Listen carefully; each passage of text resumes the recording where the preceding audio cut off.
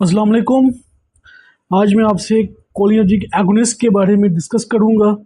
इसमें देखेंगे कि कौन कौन सी ड्रग्स हमारे पास इसमें आती हैं और ये ड्रग्स जो हैं हमारी बॉडी के अंदर क्या चेंजेस प्रोड्यूस करती हैं और कैसे चेंजेस प्रोड्यूस कर सकती हैं और हमें इनको कहाँ कहाँ यूज़ करते हैं, इसके यूज़फुल थेरापेटिक इफेक्ट क्या क्या होते हैं। तो स्टार्ट करते हैं हम लोग। स्टार्ट में हमारे पास जो है आपको पता होना चाहिए कि कोलिनर्जिक एगोनिस्ट क्या होती हैं। इन्हें हम पैरासिम्पैथोमिमेटिक ड्रग्स भी कहते हैं। इसका मतलब है कि ये ड्रग्स क्या करेंगी, ये ड्रग जाके बाइंड करेंगी पैरासिम्पैथिक सिस्टम के साथ। उसके जो रिसेप्टर्स हैं उस पर जाके बाइंड करेंगी और उसके न्यूरॉन्स को स्टिमुलेट करेंगी। तो उससे क्या होगा कि ये पैरासिम्पैथिक नर्वस सिस्टम जो है उसको ये एक्टिवेट करेंगी और उसके एक्शंस को एनहेंस करेंगी। तो यहाँ पे जितनी भी ड्रग्स हम लोग स्टडी करेंगे, ये इनका जो मैकेनिज्म है पीछे वो बेसिक है। उसमें ये करेंगी कि ये ड्रग जो हैं जाके एसिटाइलकोलिन के रिसेप्टर्स जो हैं, जिसे हम कोलिनर्जिक रिसेप्टर्स कहते हैं, उससे जाके बाइंड करेंगी और बाइंड करने के बाद ये अपना एक्शन जो है परफॉर्म करेंगी, उसको प्रमोट करेंगी। इसको हम देखते हैं कि कौन कौन सी यहाँ पे ड्रग्स हम लोग स्टडी कर सकते हैं। इनको वन बाय वन जो है हम स्टडी करते हैं। तो इसमें जो फर्स्ट वन हमारे पास जो ड्रग्स आती हैं, हम इसको फर्स्ट जो क्लास ऑफ ड्रग है उसको कहते हैं direct acting cholinergic agonist. Direct acting का मतलब क्या है? इसका मतलब ये है कि ये ड्रग जो हैं ये डायरेक्टली जाके बाइंड करेंगी रिसेप्टर के साथ। और रिसेप्टर कौन से हैं यहाँ पे हमारे पास? यहाँ पे रिसेप्टर्स हैं कोलिनर्जिक रिसेप्टर्स। और कोलिनर्जिक रिसेप्टर्स के अंदर दो तरह के रिसेप्टर होते हैं, एक होते हैं मस्कैनिक और दूसरे होते हैं निकोटिनिक। तो सिंपल है बिल्कुल, ये ड्रग्स जाके बाइंड करेंगी कोलिनर्जिक रिसेप्टर के साथ और बाइंड करने के बाद जो एसिटाइलकोलिन है उसके इफेक्ट को जो इंक्रीज करेंगी। यहाँ पे अगर देखा जाए तो हम लोग इनको दो तरह की क्लासेस में डिवाइड करते हैं। इसमें जो हमारे पास फर्स्ट क्लास के ड्रग्स हैं उन्हें हम कोलिन, एस्टर ऑफ कोलिन भी कहते हैं, जिसमें जो सिंथेटिक एस्टर है कोलिन के, जिसमें कार्बाकोल और बेथेनिकोल आती हैं। और कुछ हमारे पास जो हैं अल्कलाइड्स आती हैं जो कि नेचुरली अल्कलाइड पाई जाती है, जैसे निकोटीन है हमारे पास, निकोटीन, पाइलोकार्पिन। ये हमारे पास कुछ ड्रग्स हैं जिनको हम यहाँ पे स्टडी करेंगे।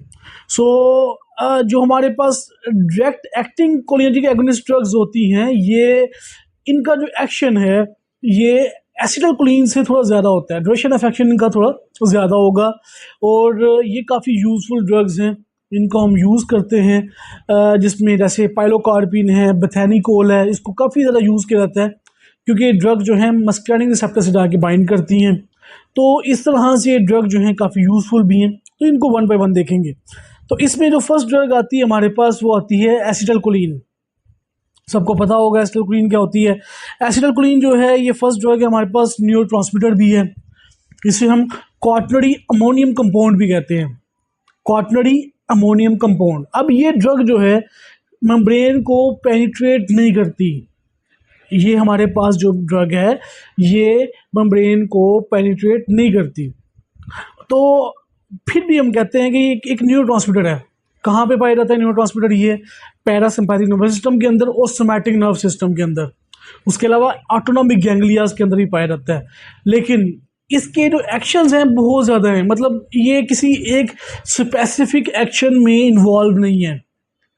तो इसके अंदर आते हैं मल्टीप्लिसिटी ऑफ एक्शंस, इसलिए हम इसको यूज़ नहीं करते क्योंकि इसके जो एक्शन है इसको मतलब कि हम थेरापेटिकली यूज़ नहीं कर सकते क्योंकि ये कोई एक इफेक्ट प्रोड्यूस नहीं करती, किसी एक टारगेट ऑर्गन को जाके स्टिमुलेट नहीं करती या उसके एक्शंस को एनहेंस नहीं करती। ये मल्टीप्लिसिटी इसका अफेक्शन होता है, इसका मतलब मल्टीपल ऑर्गन्स पे जाके एक्ट करेगी, तो कुछ इसके साइड इफेक्ट काफ़ी ज़्यादा होंगे, इसलिए इसको हम यूज़ नहीं करते। लेकिन ये ड्रग करती क्या है इसको देखते हैं। इसमें जो इसकी एक बात याद रखना, ये ड्रग जो है हमारे पास ये एसिटाइलकोलिन एस्ट्रेज एक एंजाइम होता है, उसकी वजह से बहुत जल्दी डीएक्टिवेट होती है। और इसके एक्शंस देख लेते हैं। फर्स्ट ऑफ ऑल अगर इसका देखें हम लोग हार्ट के ऊपर इफेक्ट और कार्डिक आउटपुट पे इफेक्ट, तो क्या होगा? हार्ट के ऊपर जो है ये हार्ट रेट को स्लो करेगी। अब स्लो क्यों कर रही है? क्योंकि ये जो है पैरासिम्पैथिक नर्वस सिस्टम जो है उसको स्टिमुलेट कर रही है, मतलब कि ये वेगल स्टिमुलेशन कर रही है। जब आपका वेगस नर्व स्टिमुलेट होती हैं तो उससे क्या होता है, हार्ट रेट जो है वो स्लो होता है। तो जब ही अगर हम इसको आईवी फॉर्म में इंजेक्ट करते हैं, अगर अगर हम आईवी फॉर्म में इसको इंजेक्ट करेंगे तो ये ड्रग जो है हार्ट रेट को स्लो करेगी और स्ट्रोक वॉल्यूम को भी स्लो कर देगी, मतलब negative chronotropic effect, rate of heart जो है उसको कम कर देगी। और उसके अलावा जो एसए नोड पे फायरिंग है उसको भी कम कर देगी, और उससे जो है हार्ट रेट भी स्लो हो जाएगा और रेट ऑफ कंट्रैक्शन और फोर्स ऑफ कंट्रैक्शन दोनों स्लो हो जाएंगी। तो ये इसका एक जो एक्शन होगा वो हार्ट रेट के ऊपर के हार्ट रेट को स्लो करेगी। जब हार्ट रेट स्लो होगा तो कार्डिक आउटपुट वो भी स्लो हो जाएगा। दूसरे इसके एक्शन क्या होता है? दूसरा एक्शन ये है कि ये ब्लड प्रेशर को कम करती है। तो अगर हम इंजेक्शन यूज़ करते हैं एसिटाइलकोलिन का, तो वो क्या करेगा, वो जाएगा हमारे ब्लड वेसल्स के ऊपर, ब्लड वेसल में जाके बाइंड करेगी और बाइंड करने के बाद ये ब्लड प्रेशर को वेसोडिलेशन काज करेगी, आपकी वेसल्स को डिलेट कर देगी। तो वेसल डिलेट होंगी तो उससे क्या होगा, ब्लड प्रेशर फॉल कर जाएगा। और एसिटाइलकोलिन जो है हमारे पास इस तरह से जो है हमारे पास M3 रिसेप्टर होते हैं एंडोथेलियम लाइनिंग के ऊपर, स्मूथ मसल्स के, मतलब कि आपके जो ब्लड वेसल्स हैं, ब्लड वेसल्स के ऊपर होते हैं M3 रिसेप्टर्स। M3 रिसेप्टर्स के ऊपर जाके एसिटाइलकोलिन बाइंड करती है। अब जैसे ही वहाँ पे जाके बाइंड करेगी तो उसकी कंडीशन में वो क्या करेगी, वो करेगी नाइट्रिक ऑक्साइड की फॉर्मेशन। और नाइट्रिक ऑक्साइड जो आपको पता है कि वो क्या करती है, वो हमारे पास एक पोटेंट वेसोडिलेटर है। वो क्या करता है, वो स्टिमुलेट करता है प्रोटीन काइनेज जी प्रोडक्शन। प्रोटीन काइनेज जी जो है उसकी प्रोडक्शन काज करता है नाइट्रिक ऑक्साइड। और उस कंडीशन में क्या होता है, हाइपर पोलराइजेशन होती है और स्मूथ मसल रिलैक्स करते हैं। और इसमें जो स्मूथ मसल रिलैक्सेशन जो है इसकी फॉस्फोडाइएस्ट्रेज 3 इनहिबिशन की वजह से होती है। और इस कंडीशन में क्या होगा, मसल जो है वो डिलेट हो जाएंगे, और स्मूथ मसल डिलेट होंगे तो आपकी ब्लड वेसल जो है वो डिलेट हो जाएंगी। जब आपकी ब्लड वेसल डिलेट होंगी तो उस कंडीशन के अंदर एसिटाइलकोलिन जो है आपकी ब्लड वेसल जो प्रेशर है, मींस के ब्लड प्रेशर है, उसको कम कर देगी। तो एट्रोपिन जो है इसके एक्शंस को प्रिवेंट करती है या उसको ब्लॉक कर सकती है। तो अगर तो हम एट्रोपिन यूज़ करेंगे उसकी निस्बत, तो एट्रोपिन क्या करेगी, उसके एक्शंस को ब्लॉक करेगी। मींस के जो एक्शंस हैं एसिटाइलकोलिन के उसको प्रिवेंट करने में, मींस के वेसोडिलेशन को कम करने में हेल्प करती है। अगर एसिटाइलकोलिन की रिलीज की वजह से ब्लड प्रेशर कम हो रहा है तो उसको हम प्रिवेंट कर सकते हैं एट्रोपिन दे के। ये हो गया। थर्ड आते हैं हमारे पास कुछ और भी एक्शंस हैं इसके। अब उसके एक्शंस क्या क्या हैं, इसका जीएटी पे बहुत एक्शन है। एसिटाइलकोलिन क्या करती है, ये इंक्रीज करती है स्लाइवरिक सिक्रीशन, मतलब आपकी स्लाइवा की फॉर्मेशन इंक्रीज कर देगी, आपके इंटेस्टाइन की स्टिमुलेशन इंक्रीज करेगी, और मोटिलिटी ऑफ इंटेस्टाइन जो है उसको इंक्रीज कर देगी। तो ये हमारे पास जीआईटी में जाए की बात करेंगे तो जीआईटी में आपको माउथ से लेके आपके इंटेस्टाइन तक जहाँ पे स्टिमुलेशन हो सकती है, जहाँ पे स्लाइवा फॉर्मेशन हो सकती है, स्लाइवा फॉर्मेशन इंक्रीज करेगी, और इंटेस्टाइन के जो मसल्स हैं उनको फास्टली स्टिमुलेट करेगी, मीन्स कि वो कॉन्ट्रैक्ट फास्टली करेंगे तो उनकी मोटिलिटी इंक्रीज हो जाएगी। उसके अलावा ये ड्रग जो है ब्रोंकियल स्क्रीशन जो है उसको इंक्रीज करती है, ब्रोंक्यूल्स की जो स्क्रीशन है उसको ये इंक्रीज करती है, मीन्स के ब्रोंक्यूल्स के अंदर जो म्यूकस फॉर्मेशन है वो ज़्यादा हो जाएगी।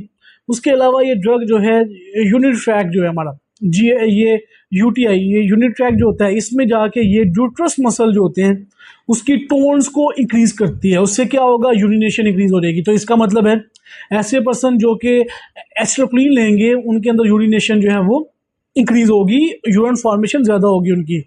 उसके अलावा जो है ये ड्रग जो है सिलरी मसल जो है उनको स्टिमुलेट करती है, एंड उससे क्या होता है कि जो नियर विजन है उस पर कंट्रैक्शन होगी, मसल सिलरी मसल कंट्रैक्ट करेंगे नियर विजन पे, और उस कंडीशन के अंदर जो है मियोसिस काज होगी, मतलब कि पीपल का साइज जो है वो डिलेट कंस्ट्रिक्ट कर जाएगा, कंस्ट्रिक्शन ऑफ पीपल होगी।